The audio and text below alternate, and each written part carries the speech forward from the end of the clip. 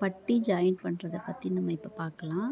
இப்போ வந்து மேல் பீஸ் ஒன்று, கீழ் பீஸ் ஒன்று, நடுவில் வந்து கொஞ்சம் ஸ்டிஃபாக இருக்கிறதுக்காக இந்த ப்ளூ கலர் கிளாத் வச்சுருக்கேன்.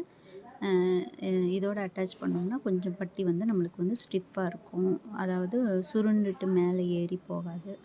இப்போ இந்த மாதிரி நம்ம வந்து மேல் பக்கத்தில் நல்ல பக்கத்தில் பெரிய பட்டி பீஸையும், ராங் சைடு வந்து இந்த மாதிரி டபுள் சைடு உள்ள பட்டி பீஸையும் வச்சுட்டு, நம்ம இந்த மாதிரி ஸ்டார்டிங்கில் டபுள் ஸ்டிச் போட்டுட்டு, கீழே உள்ள அதாவது நல்ல பக்கத்தில் உள்ள பட்டி பார்ட்டை கொஞ்சம் எடுத்து விட்டு நம்ம அப்புறம் வந்து தையல் போடணும். இப்போ மேலே உள்ள பட்டி, நடுவில் உள்ள ஃப்ரண்ட் பார்ட்டு, கீழே உள்ள பட்டி பீஸ் 3மே சம அளவில் இருக்கணும். இந்த டாட்டை வந்து முன்பக்கமாக மடித்து திருப்பி விடணும். அதுக்கப்புறம் மேலாப்பில் இந்த மாதிரி வச்சு நம்ம ஸ்டிச் பண்ணிகிட்டே வரணும். அந்த டாட் பிடித்த இடத்துல கொஞ்சம் டபுள் ஸ்டிச் போட்டுக்கிட்டால் நல்லது.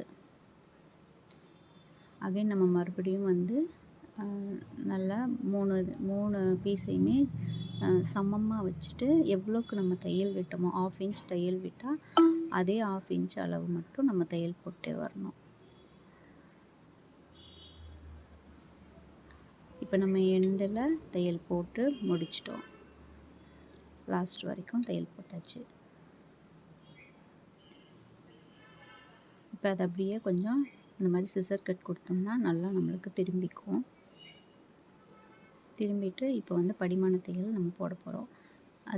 அதே போல் 3 பீஸையுமே சமமாக வச்சு இழுத்து கொடுத்து நம்ம வந்து ஸ்டிச் போடணும். அப்போ தான் கரெக்டாக இருக்கும்.